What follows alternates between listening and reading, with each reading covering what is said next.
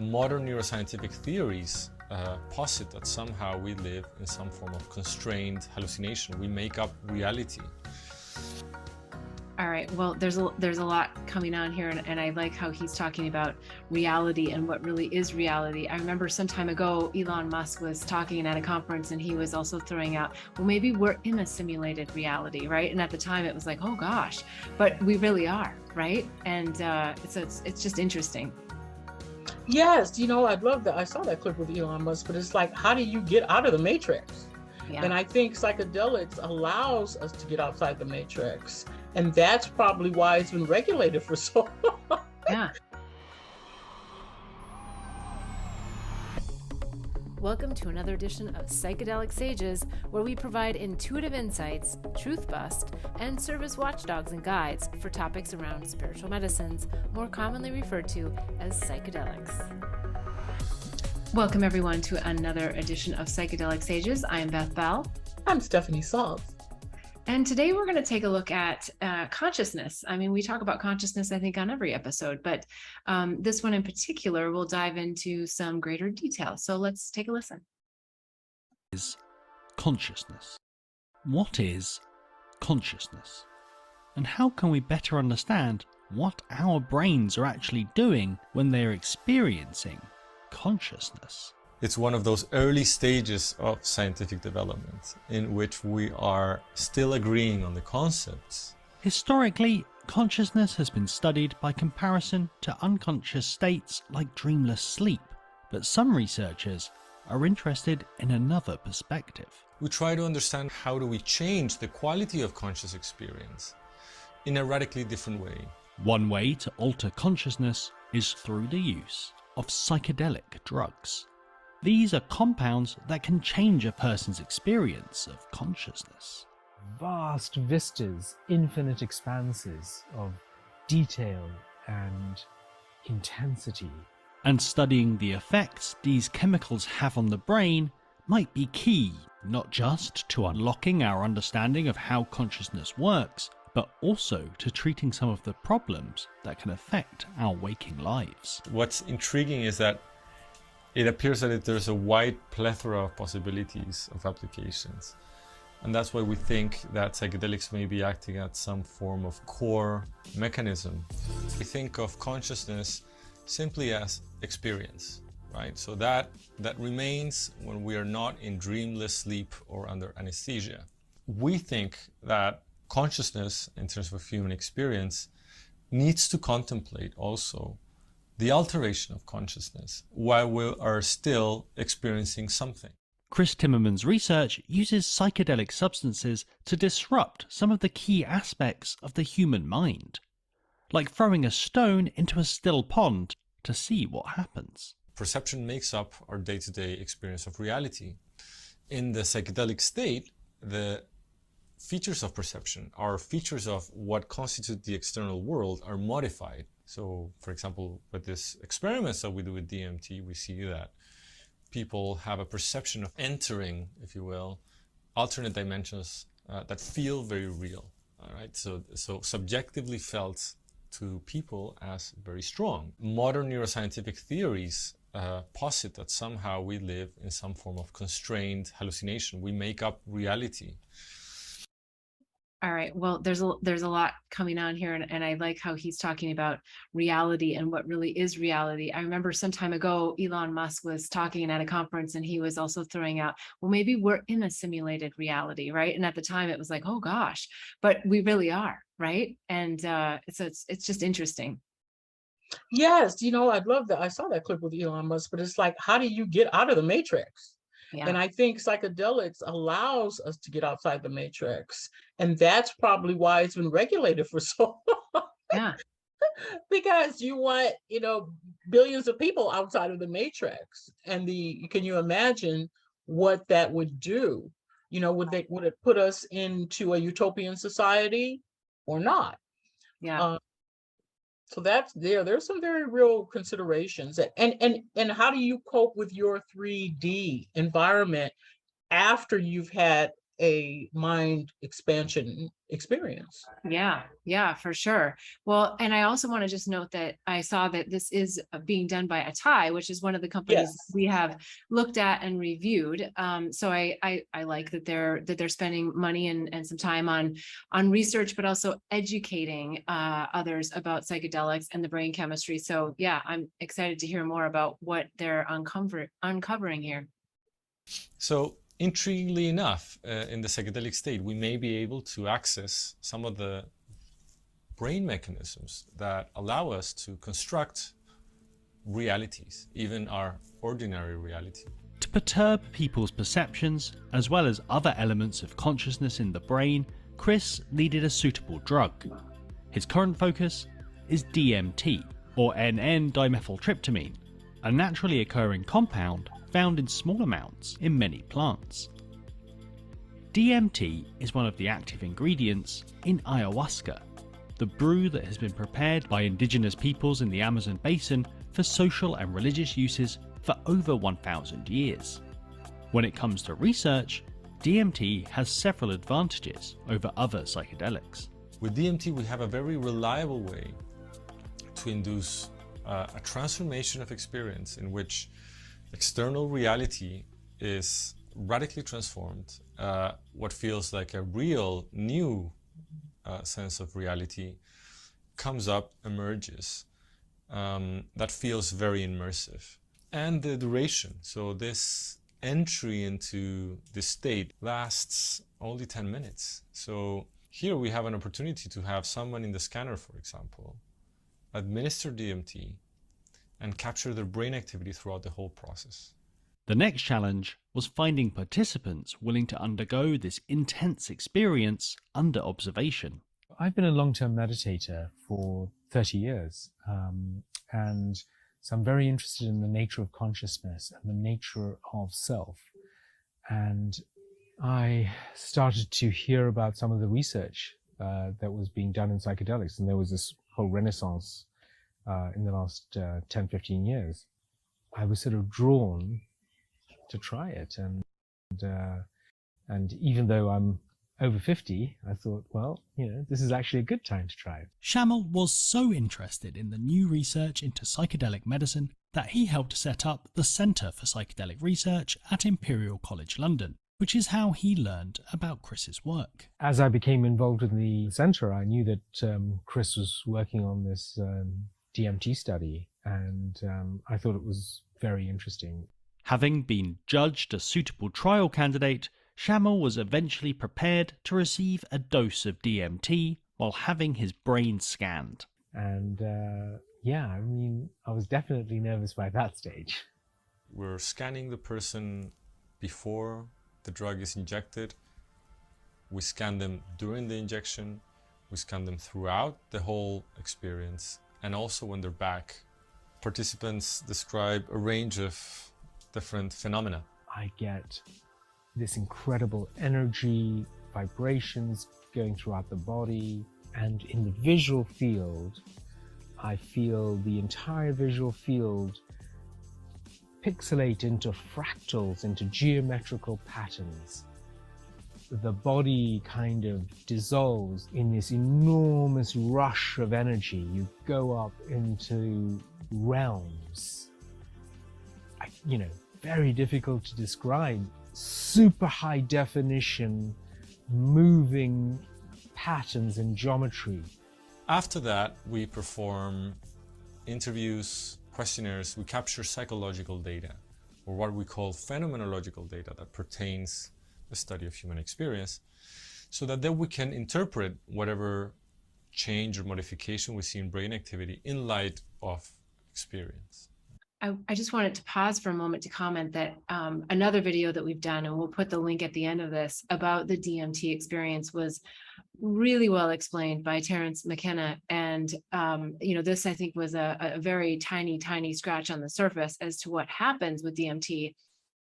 But I love that they're doing this research because it is such a short trip, if you will, and the 10 minutes is something that they can legitimately scan. So I'm interested to see more. Hopefully they'll give us more insights as to what those scans actually show. Yes. Yeah, it's going to be interesting in the future of DMT, because he does mention not only the brain, but the full body infusion of light, geometry. Does that have any precursors for providing stasis for healing? Yeah. I say yes, healing of the entire body, because it can change your whole frequency and vibration. And we know that disease has certain frequencies and vibration. So I think we're just on the precipice of what it can expand for the brain, but what can it do for the entire body? Yeah, I agree. Bringing in the light is as we've referred to before, it's sort of like that North Star, like this is where we want to hit. And when we get that remembrance of what it is to be in oneness and to be light filled, which we are, but to a whole nother level, then our meditations and our daily practice should be to remember back to the light and bring that level of vibration throughout our entire body to eliminate any disease or any blocked energy caused by the perceptions of the mind that we get exposed to on a daily basis in our external environment. So yeah, it's a great way, I think, to cleanse and clear. But as we've also said before, psychedelics aren't going to enlighten you. You know, it's you doing the work here on this plane of remembering that is going to do the clearing and keep your vessel clean and clear. Absolutely. The intriguing thing is that this experience many times for the individuals feel very authentic, very real. It's almost as if an experience that they never thought their mind would be able to conjure up. But what do these experiences tell us about how the brain actually processes consciousness? We know that different brain oscillations govern brain functioning, right? And different brain waves are related to different states of consciousness. The electrical activity of our brains can be measured to reveal neural oscillations, the different patterns that emerge as networks of synapses communicate with each other. These brain waves change depending on what our brain is doing. For instance, low-frequency delta waves come to the fore when we sleep, while gamma waves become more pronounced when we're concentrating. Alpha waves normally emerge when we have our eyes closed and dampen down when we open them.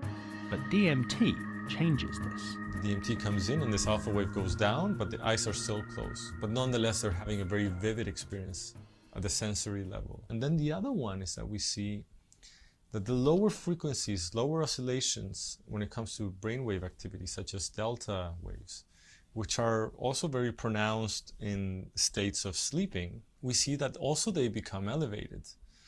And when you think a bit about what is really occurring in dreams and in sleeping, is very similar.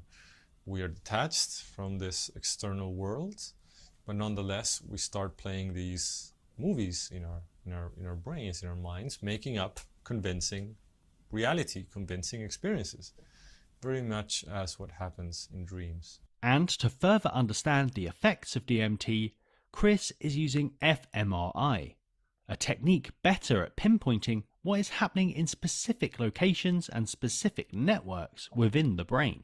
I think we can understand these findings in light of the notion that consciousness is this form of constrained hallucination, and that this form of constrained hallucination is governed by the hierarchy of these brain systems, how they are arranged, and more importantly also what is happening at the top of this hierarchy, the systems that govern all the rest of the connectivity patterns all the way down when it comes to human experience, all the way down even into our more basic perceptual levels, right? So I thought maybe just pausing it there. Do you have a comment? Because I was going to say something, but I'm happy for you to jump in.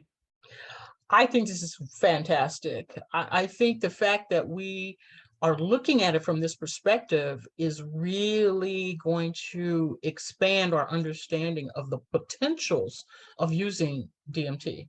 And one of the things I love is when he talks about the measuring the alpha waves, the gamma, and probably discovering new ones like epsilon and omega or whatever that can take us into maybe, like I talked about earlier, healing modalities or shifting modalities that can enhance us to to strengthen our immune systems, for example, let's say, or whatever it is. But I just think, or to understand the frequency of disease or depression or other mental health challenges. So I just think the fact that they're tracking the frequencies and now starting to place them with the expansion of consciousness, I just love it.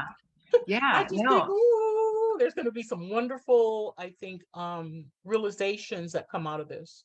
I do too. I mean, we know already with sound healing that there's, vibrational aspects that can hit on different things within the body. And to your point, identifying a vibration of a particular disease and using, a vibration to go in and obliterate that from our systems is the wave of the future. It's not about taking a pill and going through the gut and this slow road. But the other thing that comes to mind as he's talking about this, which I am fascinated by it, I love that we're going to get more data and science behind this, but there's still so much that is just, I don't think, going to be explained for a very long time on the mystical realm, because as we know, when we're in a journey, there's so much that comes to us that is somewhat unexplainable by words, by thoughts, right? That becomes a very difficult concept to actually put into this dimensional field. And so he started talking about, I can't remember the exact word he used, but he was talking about dimensions and governing, the governing of these dimensions, right? Which gets us into a whole different, like beyond a brain scan can share and say to us, right? This is about how the universe works. This is about oneness. This is about other dimensional realms and how vibrations and frequencies and all these things are happening and taking place, which isn't going to come, I don't think, anytime soon in our scientific measurement tools. But who knows? Maybe something more will be downloaded, and before we know it, we'll have some kind of a way of measuring things that are perceived more mystical at this point. We don't know. Yes, I think it's great because it really allows you to explore your inner virtual reality. Yeah. That's basically what you're doing. And then when you infuse it with intention, whatever that intention is, I'm just hoping that, I think it's going to be catapulted. I think it's going to move quicker and swifter, hopefully, because we're moving into this age of Aquarius. That's going to give us the door opening, the portals opening for acceleration in this field. I just have that feeling that it's going to be hopefully a different time paradigm. Yeah, for sure. So the idea is that models govern our perception of what is real and what is not real. Apparently with psychedelics, when you disrupt these models at this very high level, everything down also can be altered in a very significant way. The brain is able now to explore new models, new stories, new possibilities that can have the level of immersion and reality that our everyday lives also have. Understanding how these drugs act on the brain and the effects they cause to the systems that underpin our consciousness opens the door to some exciting practical applications. When you think about depression or anxiety, one of the stable features is the symptom of rumination, and in which bad stories are replayed, and we cannot really break away from them, right? There's kind of like a looping aspect to them. If psychedelics effectively enable the system to more flexibly adapt into different models that may be more healthy, then we could expect that these substances have strong uses when it comes to depression and anxiety, for example, things that have rumination, or other conditions in which the idea of maladaptive models are present. DMT shows incredible potential, both as a clinical treatment and a tool for research. And next, Chris wants to better harness the drug, customizing and extending its effects to reap even greater rewards. When we think about personalized medicine and we think that every individual have their own needs, for example, we can now think of tailoring that experience to that individual for a specific mental health purpose. And from the point of view of consciousness research, it provides us also a flexible way to explore the ways in which we induce the alterations of experience and therefore try to address some of these fundamental questions that concern human experience. Yeah, so it's great that this is being studied. I think what's also going to be interesting is, as he just said at the end, making adjustments to go for specific indications for specific things, right? And there's a part of me that says that's great, and there's another part of me that says let's just see, because I think spirit knows what and how we need to interact with these psychedelic molecules. And sometimes if we try to get too scientific about it, I think we have the potential of not getting the full experience, the full spectrum experience, and trusting that our soul knows what needs to be brought forward in one of these experiments. But we'll see. I mean, I like that we're getting more pinpointed, and I like that, you know, we might be able to bring things more streamlined, but I also believe that the molecule exists right now as is, in a great form that works with the soul. I love it. Yes, I love it. I love something that he mentioned, though, the personalized medicine aspect. I just think it's just a phenomenal way to affect humanity as a whole. But you're right. You're right about how is it going to affect us in the long run. That's the real big question. I'm not so sure about that either. Yeah. I think it's going to be good. Yeah, I do too. I think overall it brings awareness to these molecules, and it also takes off the mask of fear around them that was so heavily embedded in the minds of all of us in the 60s and 70s with that whole war on drugs. So, I mean, clearly there's discernment, and there's some drugs that we're not including in this discussion. But when it comes to psychedelics and the potential that these, especially DMT, has, yeah, it's going to change humanity tremendously. Yeah, I think it's going to be for the good. I think it's going to be for the higher learning and higher consciousness of mankind as a whole. And I'm hoping that, and I think the scientific data is really going to be important to support some of this.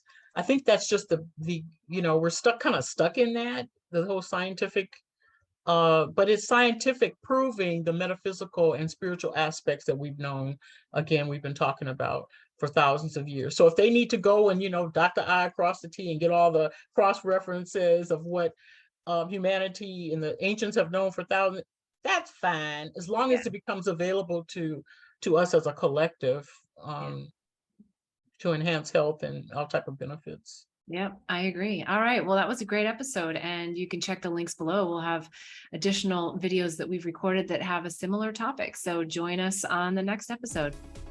Thanks for tuning in to this episode. You can get more in-depth information on our Patreon site, Psychedelic Sages.